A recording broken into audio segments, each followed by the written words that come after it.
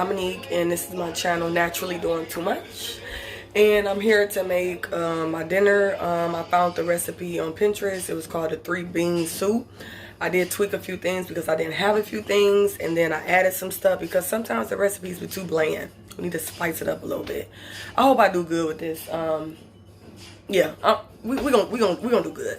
Okay, so this is a 3-bean soup. It's vegan.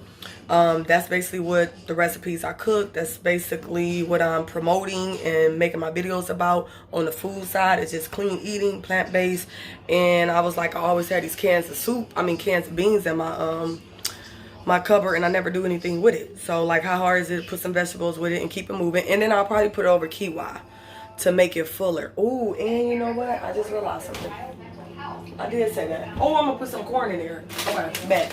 I'm gonna put this in here to fill it up. These are these ground crumbles. I'm gonna put that in there to fill it up. I'll do 1 bag of that.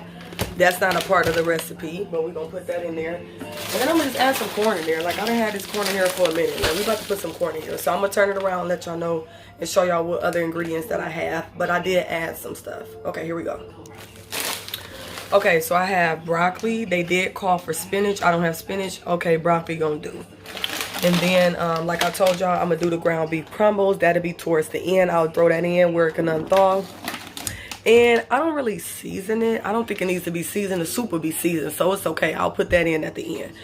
But then the recipe also calls for olive oil, red onion, medium carrot. I mean, I just said I'm gonna do 2 carrots. And then it called for 4 cloves, but I always do more. Like, you can't go wrong with doing a little bit more garlic. And then it calls for vegetable broth. It's soup, so yeah, you're gonna need that.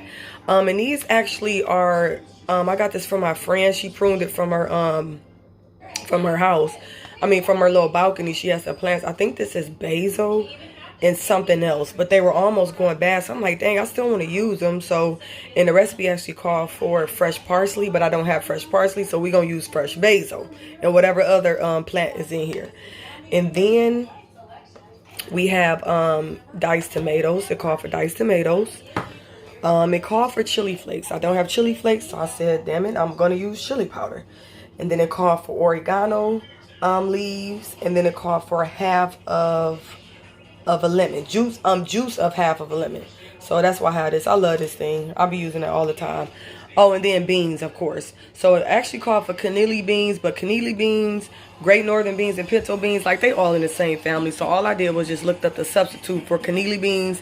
They said it was pinto beans, and then it was another bean they wanted to use called borletti.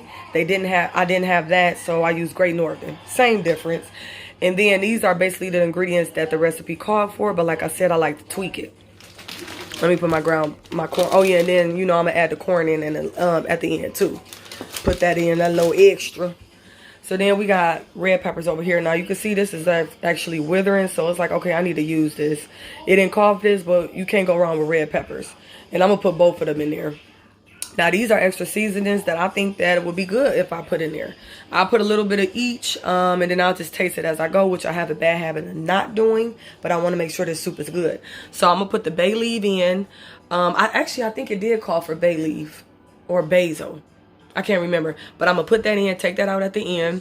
I figured some Italian seasoning would be good, some rosemary. It asked for fresh parsley, but like I said, I didn't have it, but I said, I'll still use the dry parsley. And then I'll put some thyme in there, and I like my stuff a little spicy, so I'm gonna put a little bit of crushed red peppers, and then just some all around no salt seasoning, which I definitely try to stay away from the salt. If I do use salt, it is the pink Himalayan salt and the sea salt. Other than that, I don't use salt at all. So yeah, other than that, that's it. And I have I can show y'all. I have my pot right here, and I'm ready to get going. And then I'm gonna take some pictures of the process, and then I'll take a video at the end. All right, see y'all later.